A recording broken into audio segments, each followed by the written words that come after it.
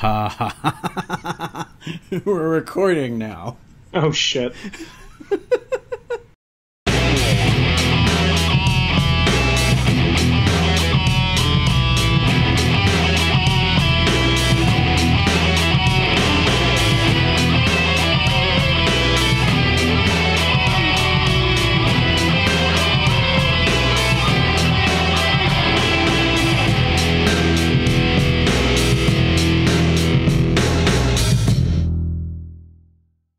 So, I figure this is our test cast, so it doesn't have to be a full session. But I thought it would be interesting to kind of introduce ourselves so we get this one out of the way so we don't have to do it every week. Like, my name is blah, blah, blah, and I do this. Yeah. So I'll go first. I'm Jamie Noguchi. And I have no qualifications to talk about anything that we're going to be talking about. So that should be very clear up front, so no one gets butthurt about dumb shit that we're about to say. But I'm a DC area cartoonist, illustrator, so that's me. And I am Brandon Chalmers. I also have no qualifications, technically speaking. I'm not a doctor, though I have played one on TV. Also not actually true. And I am probably best known for being the referee, logistics, and general enforcement for Super Art Fight. Hooray. Hooray! Also, just as a friendly reminder, I am a white man in my 30s with a beard. Therefore, my opinion is completely null and void. I'm completely speaking out of my ass, and if I say something that upsets anyone, in most cases, I apologize. In certain cases, I'll clarify if you can kindly go fuck yourself. So the name of our podcast is the Fucking Do It Cast. It has nothing to do with motivational speaking or convincing you to fucking do the thing. It's just I argue the latter, sir. The whole purpose of this thought process is to basically massage and tenderize ideas into reality. That is the core of what we do. Sure, but like the missing part is execution.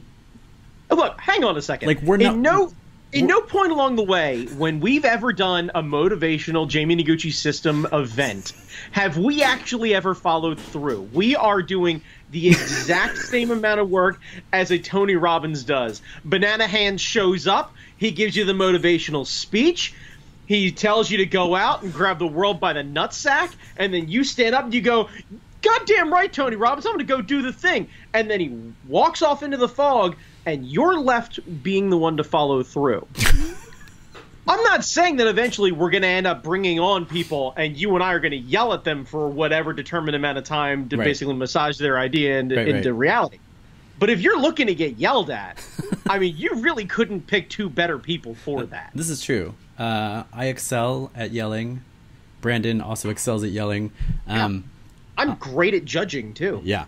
I'm very good at cursing too, so if you don't have enough curse words in your daily life, I am the person to alleviate that.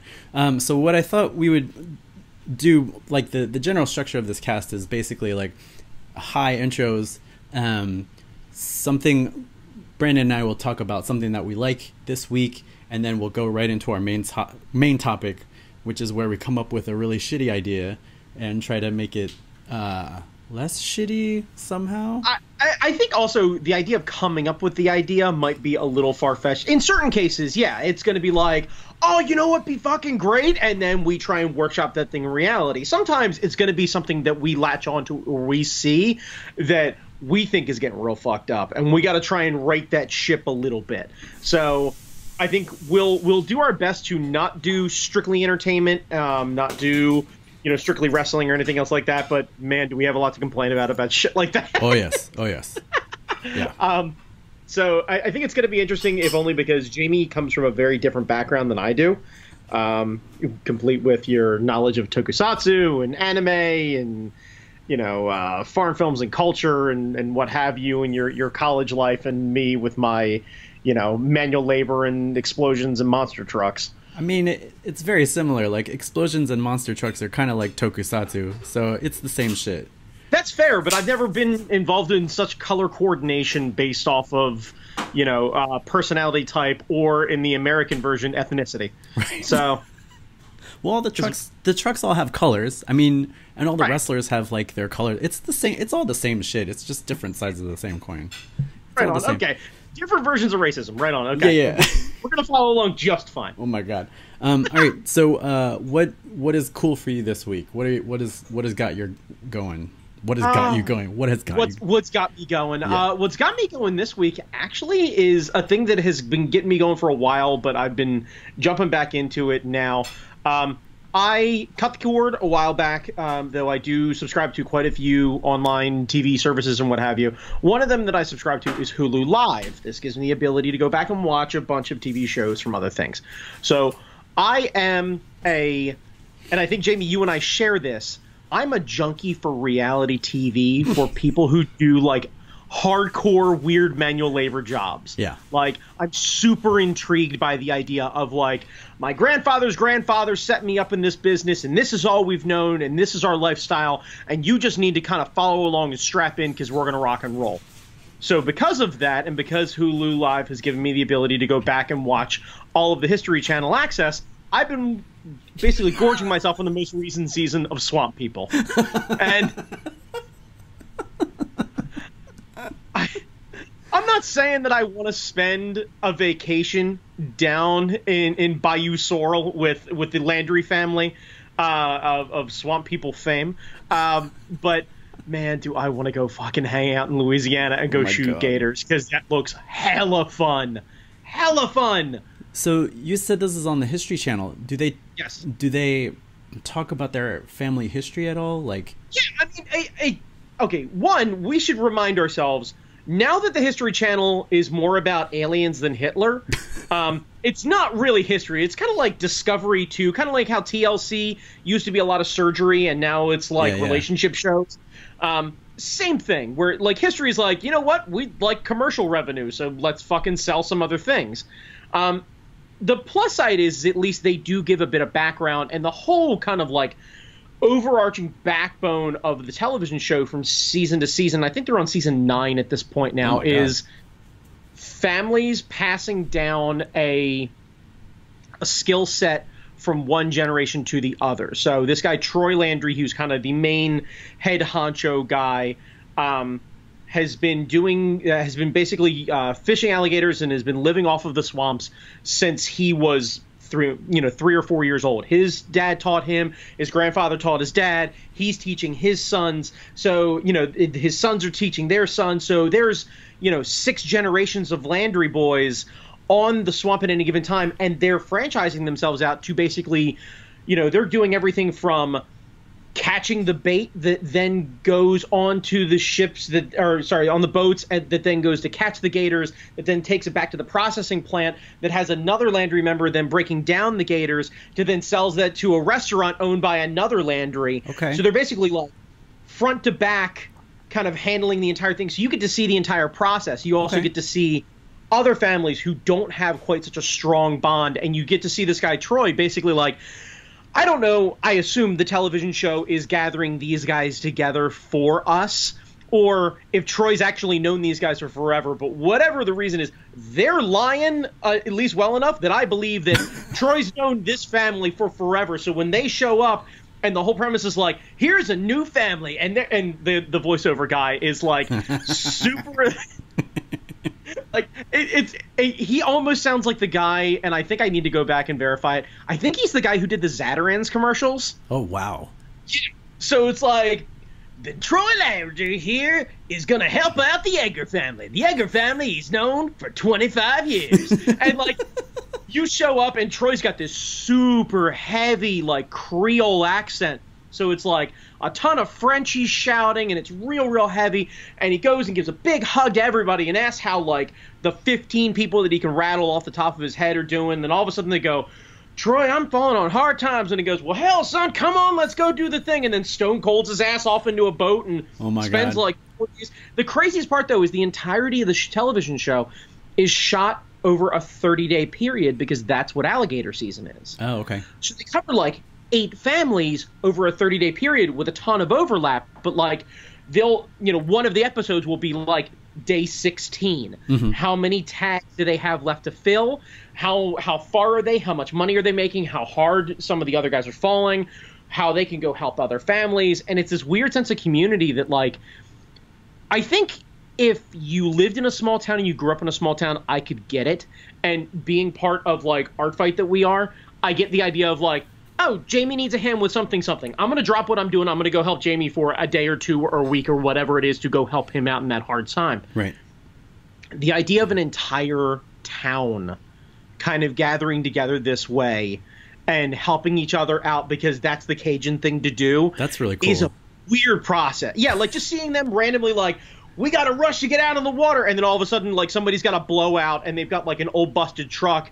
And you see the one guy who's getting help from the Landry guy go, You can't help it. Somebody needs help. That's the good Cajun thing to do. And they pull over and like help the dude change a tire. And it's like, motherfuckers, you just spent 20 minutes telling me how you're gonna lose your house, and you're gonna help this guy get his tire changed. That's what you do, man. That's the thing, Jamie. I have trouble buying a cheeseburger for somebody else, and this dude's like about to lose his fucking house and is helping some other dude change his tire. And I'm just realizing I'm trash. I'm super trash. That's family, not friends, man. That's what it's all about. I think I need to start looking at people more like how Dominic Toretto looks at people. Yeah, exactly.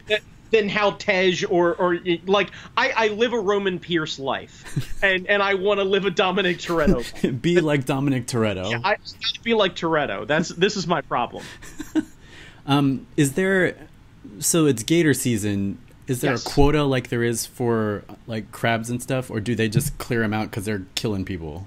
No, they clear them out basically for population control, but they also limit what you can actually get, provided that you're doing it legally. So they provide like a tag system, and they say, okay, the people who have, like the Landry's own, X number of 100 acres across the bayou, they've been here doing this stuff for X number of years, therefore they get grandfathered in, and they get 300 tags. They have the ability to get 300 gators. Jeez. And when you think about it, like, that's a lot of gators, and it's a lot of money, but when you realize, like, this is kind of the core of their business, you get 1 month to do it. And if you don't tag out, you end up losing tags next year. So they have an incentive to push hard. Oh, I see. But the idea is, like, you got to push hard, and you got to make sure that the gators that you get have to be of decent size. So catching, a 6-foot gator doesn't do you anything because the hide is really where the money is. Right. So you the leather and stuff. Right. So it's the difference of like, a 6-foot gator and a 12-foot gator is the difference between $50 and $600. Jeez. What do they do with the bones? The bones get processed for meal, I think, for cow feed. Like, they talk about this whole thing where, like, they basically do, like, the old school every part of the buffalo kind of process. Yeah. And, skulls and heads and stuff like that are sold. The leather's sent off to... I would love a skull. You should have said something, man. I went down for my honeymoon. We need to take a field trip to Florida, because Gatorland, man. They sell chub packs of like frozen turkey dogs, and you just whip into the water and let the gators just go ballistic at it. It's great. God, I would love I have a morbid fascination with skulls. I would love a bunch of gator skulls like hanging around and stuff. Yeah, when's your birthday again? Yeah, we're yeah, it's in May. Yeah, we're gonna make that happen. That's I don't know how happy your wife's gonna be about that, but we're gonna make that happen. Yeah. All right. Well, that's amazing. This week, so Free Comic Book Day happens every year around May, and this year they were one of the free comics that was being given away from Boom Studios was the prelude to the current Power Rangers Shattered Grid storyline. So I picked that up, and I usually kind of grab some comics and I leave them around the house just because I'm a slob. So the other day Hazel walks over and is like, "What's this?" And so she grabs it and... Okay, hang on, time out real quick. We should probably clarify for people who don't know. Hazel is your daughter. She is how old? Hazel is 4. Okay. Continue on. Okay. I want to make sure there's context here. Yeah. So she picks up the comic and starts reading it and says, "Daddy, what's happening? What's happening?" So for the past couple weeks or so, I've been reading this comic backwards and forwards for her. because she can't quite read yet, but she loves following the storylines. And now she's obsessed with Power Rangers. Like we get to the splash page where all the Power Rangers are in their suits, and she says, "Daddy, sing the song." So I sing the Go Go Power Rangers song. Okay. And I've been showing her transformation sequences from like all the Rangers. So yesterday we watched all the Blue Rangers transformation sequences, and today we watched all the Yellow Rangers and stuff. And then she found my old Lockseed toys. She's like, okay. How do these work? How do these work? And this is from a different series, Kamen Rider. So I showed her transformation sequences from that, and it's just like, oh. It's finally happened. You two have a similar like. Yeah. This is what happens. You were slowly grooming her. You told me about this when she was watching Paw Patrol. Yeah. And it was essentially just tokusatsu. Oh yeah, Paw Patrol in a different suit. Yeah, Paw Patrol is exactly like the Power Rangers. They have different colors. The dogs wear different colors. They have different suits. They have different mechs that they drive, which do very specific things. It's basically whoever came up with Paw Patrol was way into Power Rangers. And they were like, all right, how do I sell this to even younger kids? Because I need these franchises to go on, and I want more Power Ranger toys and stuff. So if I can make it into dogs and cute animals and anthropomorphize it, then I can get them started young so that when they get older, they'll be into Power Rangers, and then it'll be a circle of merchandising life. That's what I think happened. So I ordered the giant hardback collection of the first year of the Boom run, so we can go through that and read it and stuff. Okay, I was gonna say, is she about to experience? I wasn't sure how recent that comic series was actually coming out. Was she about to experience the true pain of comic reading, which is you get super into a story and then realize that you have to either fucking wait, or really fucking wait. Yeah. She was like, "What happens next?" I said, "I don't know, because it's this current series." And I think they finish out in August. So in the meantime, I can go back and read the first year. And apparently they take the idea from the original Mighty Morphin show, but just kind of go their own way. So it doesn't follow the actual show. They just kind of, it's like fanfic, but someone actually published it. Okay.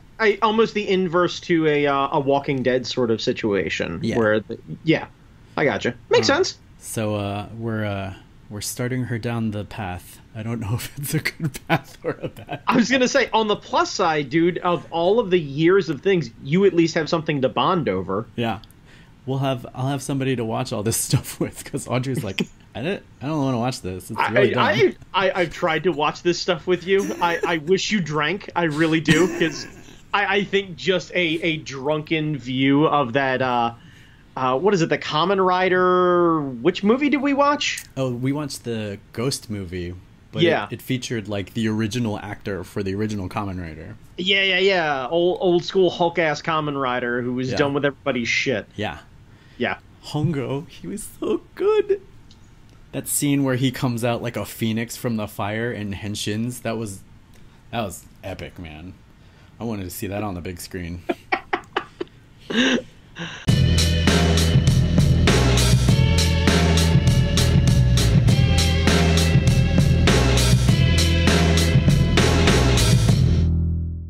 All right, so this week, since it's the episode 0, I thought we would start off with something stupid and light. Okay. And this is an idea that I came up with last year at San Diego Comic-Con, just shooting the shit with our buddy Phil Chan, who we have to get on the show eventually. Yes. Dessert Ramen. Dessert Ramen. Dessert Ramen. Okay. So... I think we need some sort of clarification. Like, sorry, go down your path, but I'm gonna ask eventually, what makes ramen? That's the thing. Like, so ramen is basically noodle soup, right? And so most people, I don't know, these days, because of like shows like Naruto and anime, people know that real ramen comes in like this massive bowl with all sorts of toppings. Like, you got your egg, you got your pork, and you got your seaweed, and you got all that kind of stuff. Right. So it's not just like the packaged stuff that you eat in college because you can't afford anything else. It's like a big ass bowl of stuff. So we were in a donut shop eating way too many donuts, and we were like, Okay. we should make dessert ramen. Okay. I'm confused. You lost me at soup. Mm-hmm. How do you make soup dessert? So, there's like a sugar broth thing in Chinese cuisine. I don't remember what it's called, but it's like a light syrup thing. It's not a heavy. It's not like drinking sugar water, but it's like mildly sweet. Okay. And there's like a sweet tofu thing that comes with it. So like this is like a weird dessert that you do in the summer. Okay. So we were thinking that for the base, because you don't want anything stronger. Like you don't want melted ice cream, because that would just ruin your shit for days. Would it? I don't know, because it's... If you're not lactose intolerant, I have to ask the question of, there have to be other quote-unquote broth bases that you would need. I would assume melted ice cream. I would assume a heated maple syrup. Possibly a broken down peanut butter in certain cases. I'm not sure how you'd go about... I mean, are noodles? Would you end up using like red rope licorice? Do you... Yeah, we weren't sure. Like we couldn't figure out, because like...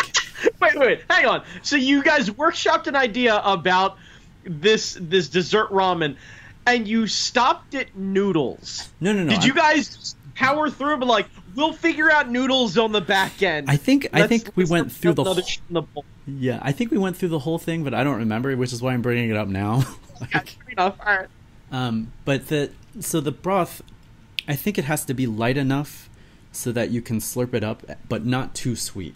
So it had to be like, I think a syrup, like a caramel thing, or like a honey or a maple syrup would be just too heavy and just like blow you out. I mean, we are talking about diabetes in a bowl.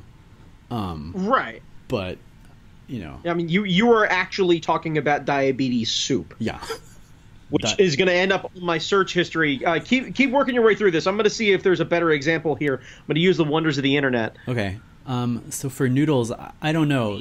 I think there's diabetes soup. Oh, never mind. This is just going to get me down diabetic recipes. This is no good. I think there's a way to do noodles that are sweet. I think the licorice rope, that sort of thing would be too much. Okay. Because I think we're going to bomb you out with the toppings. So I think the noodles could be... so there's a Japanese dessert called mochi, which is pounded rice. Right, okay. That's sort of sweet. Mm-hmm. And it's super sticky, but if you coat it with rice flour, it becomes less sticky on the outside, although we're dunking it in a broth of some kind. So that'll probably be problematic, but I mean, I think the noodle could be like a sweet dough of some kind. Yeah, I'm looking at this here, and it looks like ice cream ramen is a thing that's apparently happening.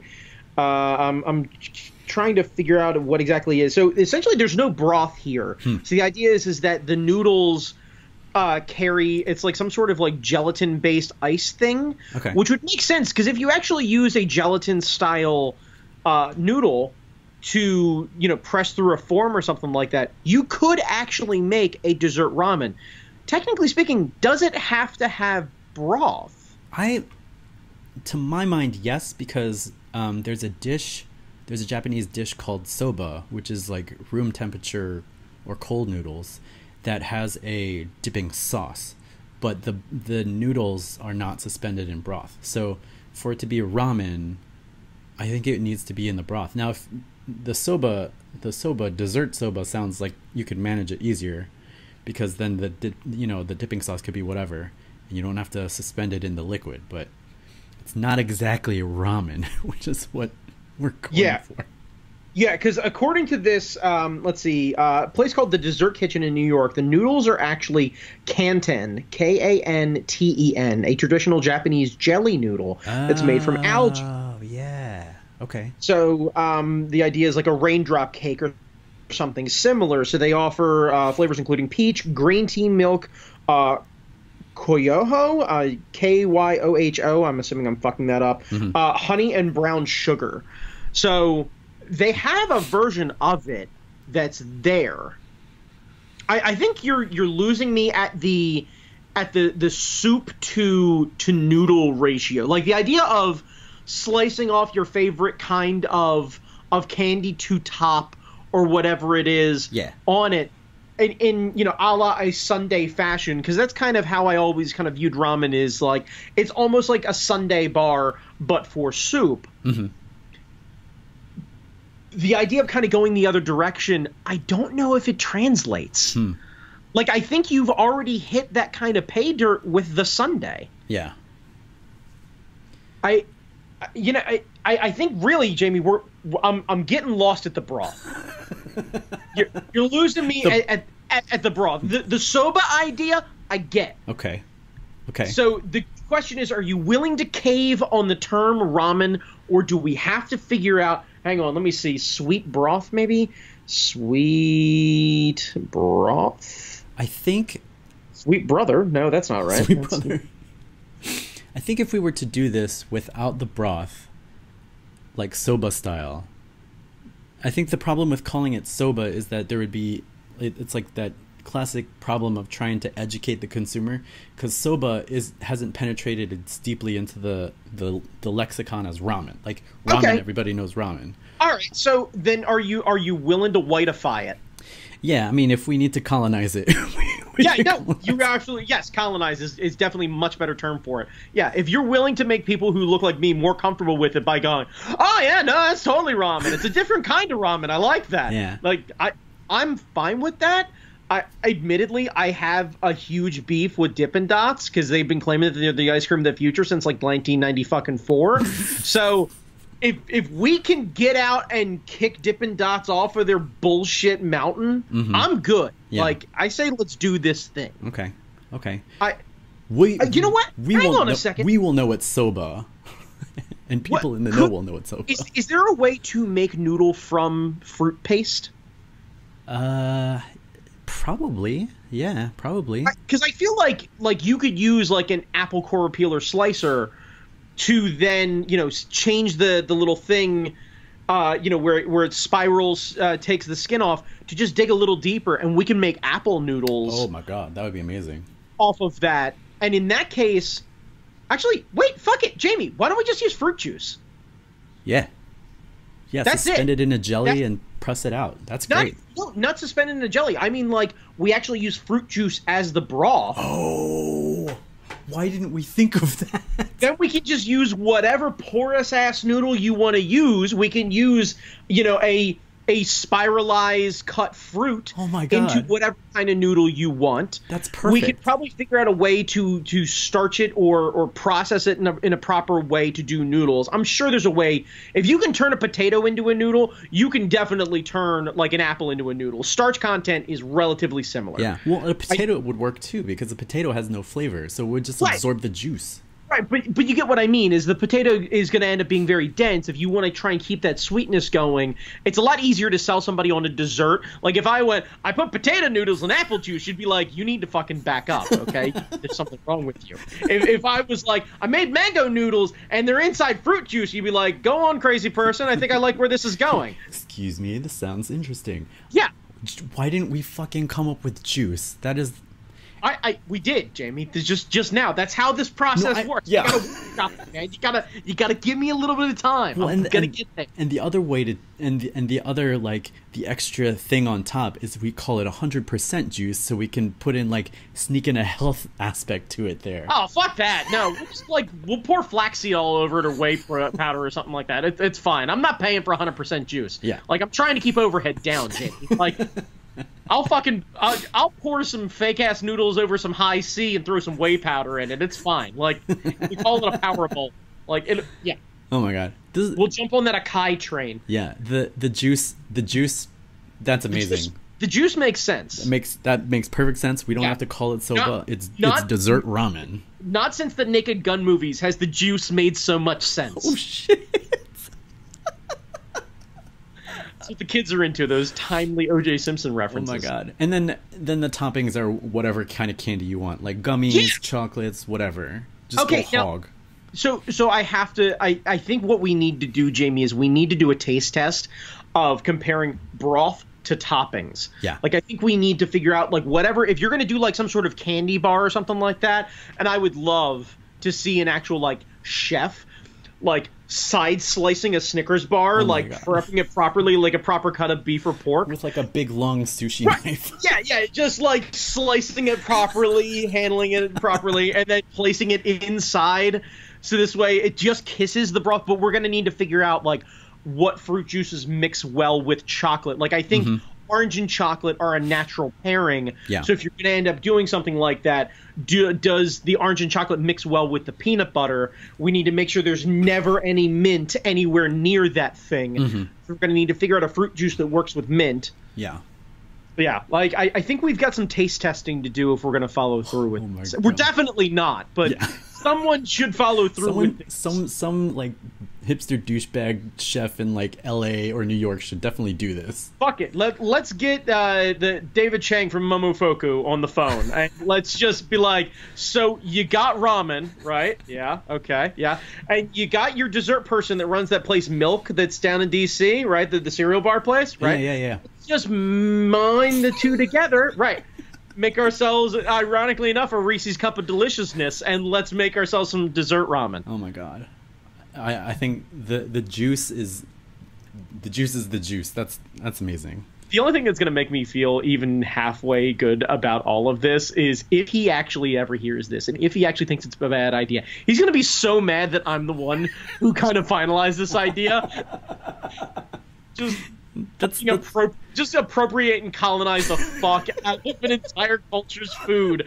Just like, no, I got this. It's fine. Hang on. It's kind of the most American thing, though. Like, it's fine. Honestly, like, I will gladly let you like 300 kick me in the sternum into like a vat of sugar just to feel better about it. Like, I don't care if you ever tell anybody again, but if you want to like feel better about it, maybe a 0.5% stake in the business, sum total just on the back end, and you can just YouTube it. You can have it played as a clip. You can turn me into your mascot. You just kicking my big ass right in the chest, just right into a vat of sugar. I'll do that slow motion fall and scream and shit. It'll be great.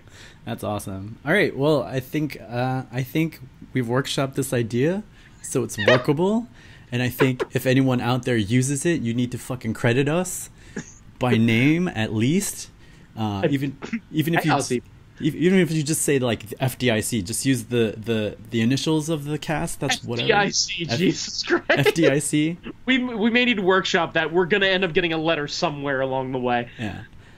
So yeah, I think that's a pretty good place to end this. I don't know how to end any of these things. Like if you ever watch any of my YouTube channel, I just kind of go, I'm fucking done. All right, goodbye. So. I think that's good. Let's just do that. Okay. Fucking done. Fucking done. Bye.